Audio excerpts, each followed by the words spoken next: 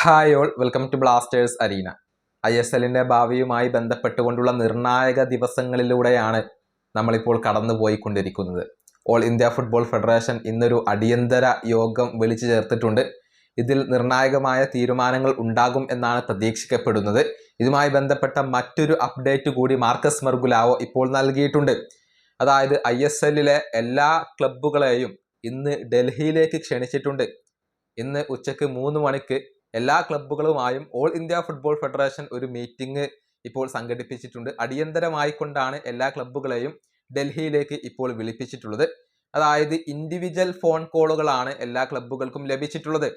All India football ഫെഡറേഷന്റെ deputy സെക്രട്ടറിയായ general M സത്യനാരായണനാണ് എല്ലാവരെയും നേരിട്ട് കൊണ്ട് ഇപ്പോൾ വിളിച്ചുകൊണ്ട് ഈ ഒരു യോഗത്തിലേക്ക് ക്ഷണിച്ചിട്ടുള്ളത് എന്നാണ് അറിയാൻ സാധിക്കുന്നത്.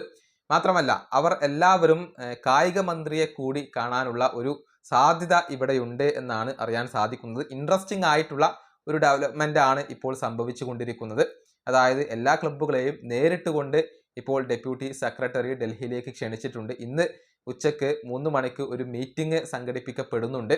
കേന്ദ്ര കായിക മന്ത്രിയും ഇതിൽ പങ്കെടുക്കും എന്നാണ് പ്രതീക്ഷിക്കപ്പെടുന്നത്. നല്ല രൂപത്തിലുള്ള ഒരു പുരോഗതി ഇന്നത്തെ മീറ്റിംഗോട് കൂടി സംഭവിക്കും എന്നാണ് പ്രതീക്ഷിക്കപ്പെടുന്നത്. ഓൾ ഇന്ത്യ ഫുട്ബോൾ ഫെഡറേഷന്റെ ഒരു എക്സിക്യൂട്ടീവ് കമ്മിറ്റി മീറ്റിംഗ് ഉണ്ട്. അതിന് പുറമെയാണ് ക്ലബ്ബുകളും കായിക മന്ത്രിയും ഇപ്പോൾ ഒരു മീറ്റിംഗ് ചേർന്നിട്ടുള്ളത്.